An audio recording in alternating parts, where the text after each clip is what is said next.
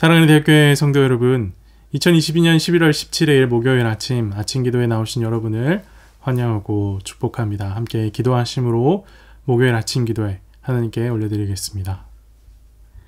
사랑과 자비가 충만하신 하나님 아버지, 오늘도 귀하고 복된 날, 새날 허락하여 주심에 감사합니다. 주님께서 허락하신 새날 주의 말씀 위에 굳건하게 세워가는 귀한 아침 기도의 세간이 되기를 간절히 소망하오니, 성령 하나님 이 자리 가운데 충만하게 임재하여 주셔서 주의 말씀을 깨닫는 귀한 은혜를 우리 가운데 허락하여 주시옵소서. 깨닫게 하시고 온전케 하시며 담대하게 하실 것을 기대합니다. 이 모든 말씀 살아계신 예수 그리스도의 이름으로 기도합니다. 아멘. 오늘 함께 보실 하나님의 말씀은 다니엘 8장 1절에서 14절까지 말씀입니다.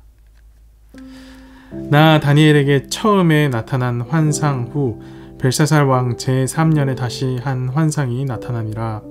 내가 환상을 보았는데 내가 그것을 볼 때에 내 몸은 엘람 지방 수산성에 있었고 내가 환상을 보기는 을레 강변에서이니라.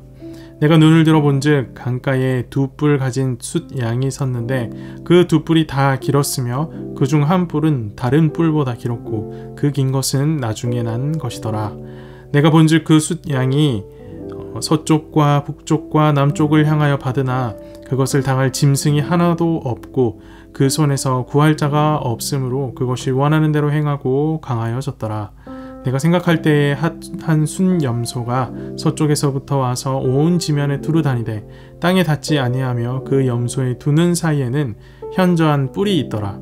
그것이 두 뿔 가진 숫양 곧 내가 본 바 강가에 섰던 양에게로 나아가되 분노한 힘으로 그것에게로 달려가더니 내가 본즉 그것이 숫양에게로 가까이 나아가서는 더욱 성내어 그 숫양을 쳐서 그 두 뿔을 꺾으나 숫양에게는 그것을 대적할 힘이 없으므로 그것이 숫양을 땅에 엎드려뜨리고 짓밟았으나 숫양을 그 손에서 벗어나게 할 자가 없었더라. 숫염소가 스스로 심히 강대하여 가더니 강성할 때에 그 큰 뿔이 꺾이고 그 대신에 현저한 뿔 넷이 하늘 사방을 향하여 났더라.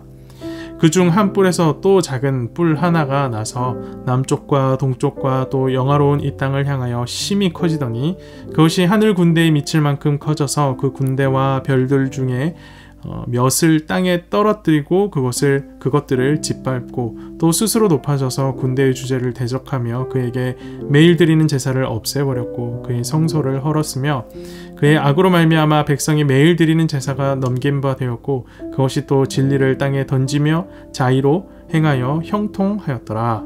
내가 들은즉 한 거룩한 이가 말하더니 다른 거룩한 이가 그 말하는 이에게 묻되 환상에 나타난 바 매일 드리는 제사와 망하게 하는 죄악에 대한 일과 성소와 백성이 내준 바 되며 짓밟힐 일이 어느 때까지 이룰고 하매 그가 내게 이르되 2300 주야까지니 그때에 성소가 정결하게 되리라 하였느니라. 아멘. 우리는 보통 구약 성경은 히브리어로 기록되어 있다라고 알고 있습니다. 근데 이는 맞는 말이기도 하고 틀린 말이기도 합니다.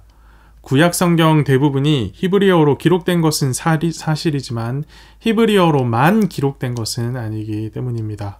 간혹 다른 언어로 기록된 경우들이 있습니다. 다니엘서 같은 경우엔 1장에서 2장 4절까지 말씀은 히브리어로 기록되어 있고 그 후부터 7장까지는 아람어로 기록되어 있습니다. 그 후 8장부터 마지막 12장까지는 또 히브리어로 기록되어 있습니다. 그렇다면 다니엘서는 왜 이 두 가지 언어로 기록되었을까요?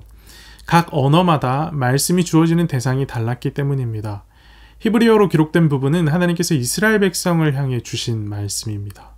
포로 생활의 아픔을 딛고 일어나 하나님 나라를 경험하게 될 것이라는 소망의 메시지가 주를 이룹니다. 반면 아람어로 기록된 부분은 전 세계를 향한 하나님의 섭리의 메시지가 담겨 있습니다. 오늘날 영어가 국제 공용어 역할을 하듯이 당시 아람어가 국제 공용어 역할을 했기 때문입니다. 오늘 본문인 8장 말씀은 히브리어로 쓰여져 있습니다. 나라를 잃어버린 이스라엘이 앞으로 어떻게 회복될 것인가를 다루는 하나님의 메시지가 이스라엘 백성들 가운데 주어진 내용이 기록된 것이다 라는 말입니다. 자, 이것을 기억하고 오늘 본문 1절, 2절 말씀을 보겠습니다. 나 다니엘에게 처음에 나타난 환상 후 벨사살 왕 제3년에 다시 환상이 나타나니라. 내가 환상을 보았는데 내가 그것을 볼 때에 내 몸은 엘람 지방 수산성에 있었고 내가 환상을 보기는 을레 강변에서이니라. 다니엘이 환상을 보았습니다. 환상 속에서 다니엘은 엘람 지방 수산성에 있습니다. 그리고 수산성 강변, 을레 강변에서 다음과 같은 장면을 목격하게 됩니다. 3절 말씀입니다. 내가 눈을 들어 본즉 강가에 두 뿔 가진 숫 양이 섰는데 그 두 뿔이 다 길었으며 그 중 한 뿔은 다른 뿔보다 길었고 그 긴 것은 나중에 난 것이더라. 다니엘은 환상에서 두 뿔을 가진 숫 양을 보게 됩니다. 두 뿔이 다 길었지만 나중에 난 뿔이 조금 더 길었다라고 말합니다. 오늘 본문인 아니지만 본문을 조금 뒤로 넘어서서 8장 20절 말씀을 보면 이것이 무엇을 의미하는지 우리는 확인할 수가 있습니다. 내가 본 바 두 뿔은 두 뿔 가진 숫양은 곧 메대와 바사의 왕들이요. 숫양은 나라를 가리키고 두 뿔은 메대와 바사를 의미합니다. 나중에 나온 뿔이 더 길다라고 한 것은 메대 제국보다 훗날 세워질 바사 제국이 더 강력한 힘을 가질 것이다 라는 의미입니다. 그런데 이 숫양의 힘이 얼마나 강한지 아무도 제어할 상대가 없습니다. 4절 말씀 보십시오. 내가 본즉 그 숫양이 서쪽과 북쪽과 남쪽을 향하여 받으나 그것을 당할 짐승이 하나도 없고 그 손에서 구할 자가 없으므로 그것이 원하는 대로 행하고 강하여졌더라. 바벨론 제국에 이어서 메대와 바사 제국이 패권을 차지하게 될 것이다 라는 예언을 보여주는 그런 환상이지요. 하지만 이 다니엘의 입장에서는 이 내용들이 도대체 무슨 내용일까 쉽게 와닿지 않았을 겁니다. 그래서 이게 뭘까? 이게 도대체 의미하는 것이 뭐지? 라고 생각하는 중에 서쪽에서 숫염소 한 마리가 나타납니다. 5절 말씀 보십시오. 내가 생각할 때에 한 숫염소가 서쪽에서부터 와서 온 지면에 두루 다니되 땅에 닿지 아니하며 그 염소의 두는 사이에는 현저한 뿔이 있더라. 오늘 본문 말씀은 아니지만 또 뒤로 조금 넘어가서 오늘 이 본문에 본 이 다니엘의 환상을 해석해주는 21절 말씀을 보면 이 숫염소가 헬라 제국, 곧 그리스를 상징하는 것이다 라는 것을 우리가 확인할 수가 있습니다. 21절 말씀 이렇게 기록하고 있습니다. 털이 많은 숫염소는 곧 헬라 왕이요 그의 두는 사이에 있는 큰 뿔은 곧 그 첫째 왕이요. 서쪽에서 온 염소는 서쪽에 위치하고 있던 그리스를 헬라를 가리킵니다. 그리고 현저한 뿔은 알렉산더 대왕을 가리킵니다. 알렉산더 대왕은 20세의 왕이 되어서 11년 만에 인디아 접경까지 점령하게 됩니다. 그러니까 숫염소가 숫양을 공격해서 무너뜨리는 이 일은 숫양이 나오고 거의 200년 후에 일어난 일이다라는 것을 우리가 생각해 볼 수 있는 거죠. 그런데 지금으로부터 약 200년 뒤에 있을 일을 다니엘이 지금 환상으로 보고 있는 겁니다. 자, 계속해서 8절 말씀 보겠습니다. 숫염소가 스스로 심히 강대하여 가더니 강성할 때에 그 큰 뿔이 꺾이고 그 대신에 현저한 뿔 넷이 하늘 사방을 향하여 났더라. 강력한 힘을 가진 왕이 죽으면서 나라가 넷으로 나누어질 것이다 라는 것에 대한 예언이지요. 실제로 알렉산더 대왕은 그의 권력이 하늘을 찌르던 때에 사망합니다. 어떻게 사망했느냐에 대한 이야기는 분분하지만 많은 사람들이 모기에 물려서 말라리아로 죽었을 것이다 라고 예상을 하죠. 자, 그 이후 그리스, 이 헬라는 영토를 분할하여서 카산드로스, 리시마코스, 프롤레마이오스, 셀레우코스 이렇게 네 왕조로 나뉘게 됩니다. 그런데 이 네 뿔 중에서 한 뿔에서 아주 작은 뿔 하나가 더 나오는 것을 다니엘이 보게 됩니다. 9절 말씀을 보십시오. 그중 한 뿔에서 또 작은 뿔 하나가 나서 남쪽과 동쪽과 또 영화로운 땅을 향하여 심히 커지더니 네 뿔 중 한 뿔은 남쪽과 동쪽을 다스리던 셀레우코스 왕조를 의미하고 그 뿔에서 나온 작은 뿔은 셀레우코스 왕조의 8대 왕인 안티오쿠스 4세를 가리킵니다. 안티오쿠스 4세가 작은 뿔로 묘사된 것에는 이유가 있습니다. 그가 14년 동안 로마에 연금되어 살았던 과거 전력이 있고 그의 형이었던 셀레우코스 4세가 죽자 조카를 힘겹게 제치고 어렵게 왕이 되었기 때문입니다. 자, 이 안티오쿠스 4세가 왕이 된 후에 남쪽과 동쪽으로 세력을 확장하고 있는 가운데 예루살렘을 침공하게 됩니다. 안티오쿠스 4세가 예루살렘을 침공하는 겁니다. 근데 이때가 언제냐? BC 167년입니다. 근데 어떤 전략을 세우느냐? 이스라엘 민족이 안식일을 정말 철저히 지킨다라는 것을 이용을 합니다. 그래서 안식일에 맞춰서 이들 안식일에 아무것도 안 하니까 안식일에 맞춰서 이들 쳐들어가자. 그렇게 안식일에 맞춰서 이스라엘 민족을 쳐들어오고 그들의 어떤 이스라엘 민족의 자존심과 같았던 예루살렘 성전을 함락시킵니다. 10절 11절 말씀 보십시오. 그것이 하늘 군대에 미칠 만큼 커져서 그 군대와 별들 중에 몇을 땅에서 떨어뜨리고 그것을 짓밟고 또 스스로 높아져서 군대의 주제를 대적하며 그에게 매일 드리는 제사를 없애버렸고 그의 성소를 헐었으며, 또 12절까지 보겠습니다. 그의 악으로 말미암아 백성이 매일 드리는 제사가 넘긴 바 되었고 그것이 또 진리를 땅에 던지며 자의로 행하여 형통하였더라. 자, 여기 우리가 읽은 본문에서 이 영화로운 땅은 예루살렘을 의미하고 하늘 군대는 이스라엘 민족을 의미합니다. 안티오쿠스 4세는 예루살렘 성전을 허물고 그곳에다가 제우스 신상을 가져다 놓고 이스라엘 민족이 끔찍이도 싫어하던 돼지를 제물로 바쳐서 제사를 드립니다. 그리고 이스라엘 백성에게 우상 숭배를 강요하기 시작을 합니다. 자신을 신으로 섬기라고 강요를 하면서 안식일 못 지키게 하고요. 말씀을 소유하고 낭독하는 것 못하게 합니다. 그리고 할례를 행하는 것도 금지시킵니다. 그리고 그 할례를 행한 부모, 자식에게 할례를 행한 부모는 사형에 처하게 만듭니다. 정말 충격적이죠. 충격적입니다. 이 모든 일을 다니엘이 환상으로 지켜보고 있었던 겁니다. 자신의 민족이, 자신의 후손들이 당할 이 안타까운 일들이 다니엘의 마음이 참 아팠을 겁니다. 그래서 이 환상을 보여주고 있는 거룩한 이에게 다니엘이 묻습니다. 13절, 14절 말씀 보십시오. 내가 들은즉 한 거룩한 이가 말하더니 다른 거룩한 이가 말하는 이에게 묻되 환상에 나타난 바 매일 드리는 제사와 망하게 하는 죄악에 대한 일과 성소와 백성이 내준 바 되며 짓밟힐 일이 어느 때까지 이를꼬 하매 그가 내게 이르되 2300주야까지니 그때의 성소가 정결하게 되리라 하였느니라. 다니엘이 질문을 하는 거죠. 일이 얼마나 더 지속이 될까요? 그러자 거룩한 이가 말합니다. 2300주야까지니 그때의 성소가 다시 회복될 거다, 정결하게 될 거다 라고 말합니다.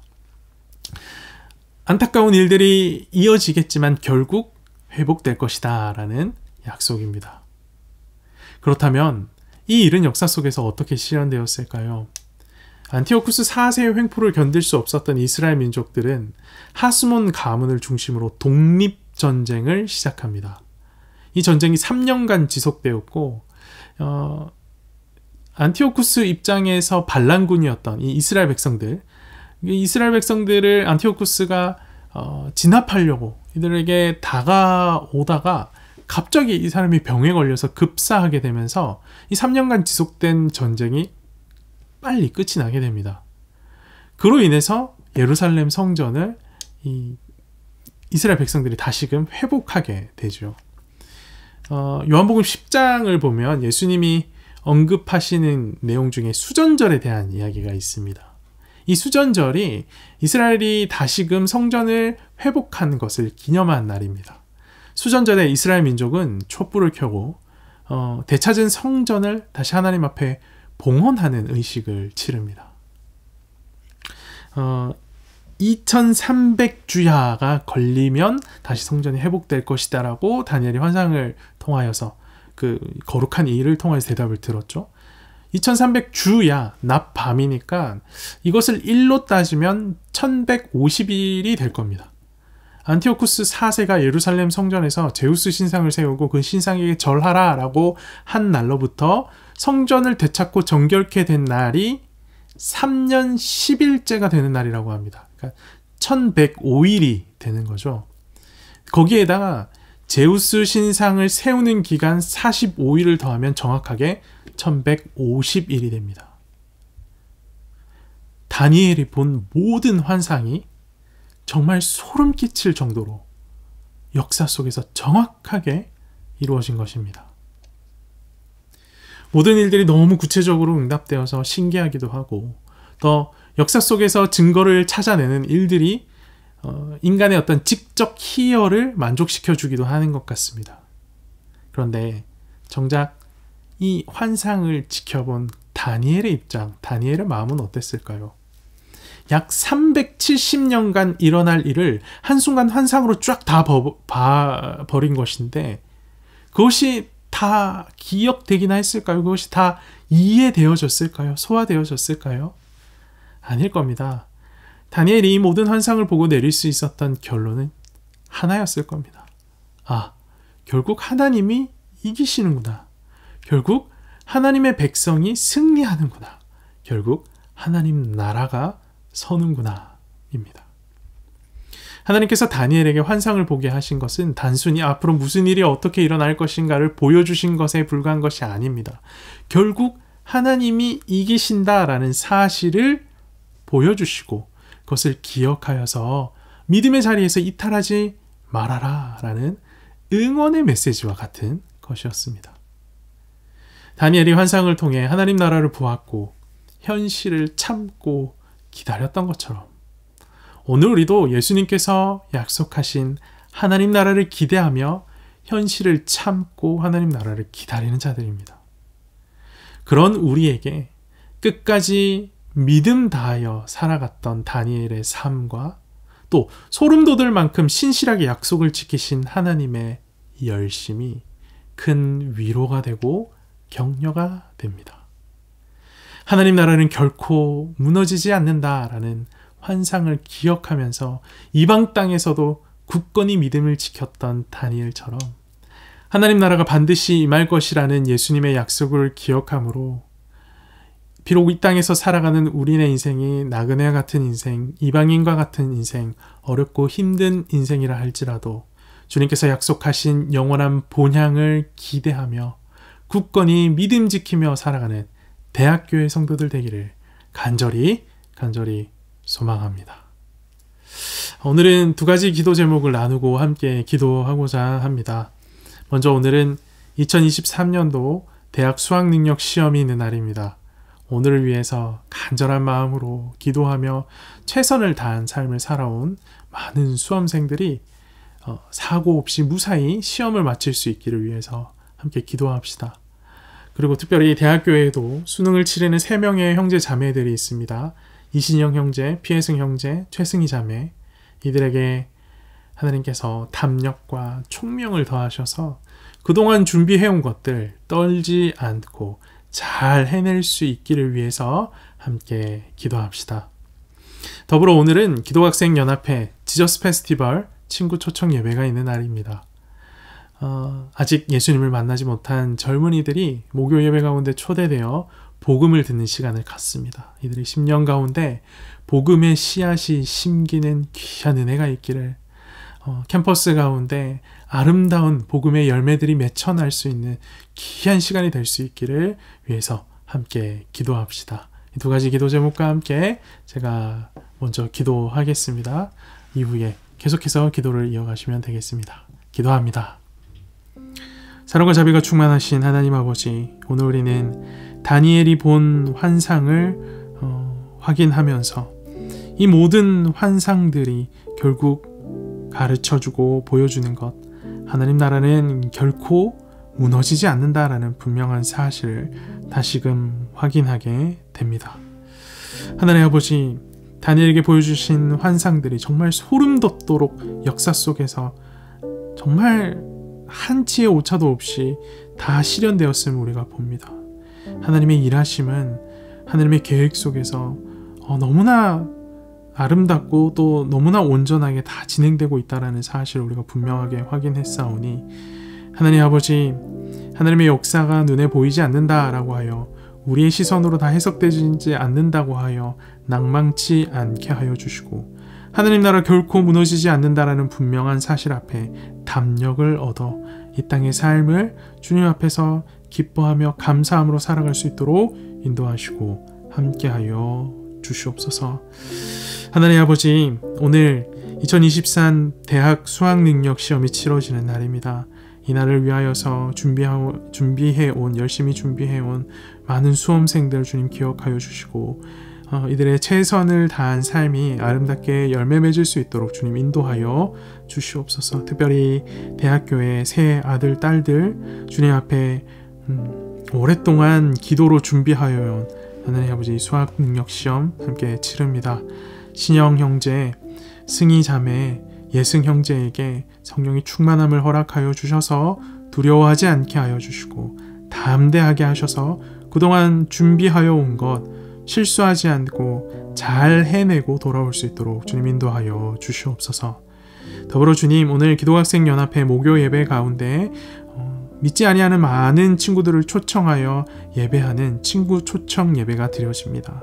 주님, 믿지 않는 영혼들이 많이 초대되었는데 그 영혼들에게 복음이 선포되어질 때에 하나님 아버지 그들 마음 가운데 복음의 씨앗이 심기게 하시고 주님 그들의 심기운 그 복음의 씨앗을 자라게 하셔서 캠퍼스 가운데 다시 한번 생명나는 놀라운 역사가 일어날 수 있도록 이 일들을 사용하여 주시옵소서.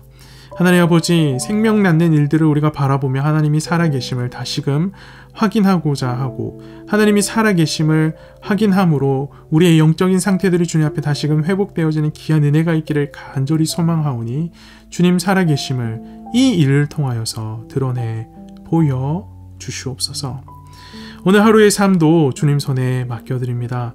성령 의지하여 살아가는 우리 모든 대학교의 성도들, SCM 형제 자매들을 주님께서 눈동자같이 보호하여 주시고 어디에서 무엇을 하든지 간에 하나님과 함께함으로 형통한 인생 살아낼 수 있도록 인도하시고 함께하여 주시옵소서. 함께하실 하나님을 기대합니다. 이 모든 말씀 살아계신 예수 그리스도 이름으로 기도합니다. 아멘.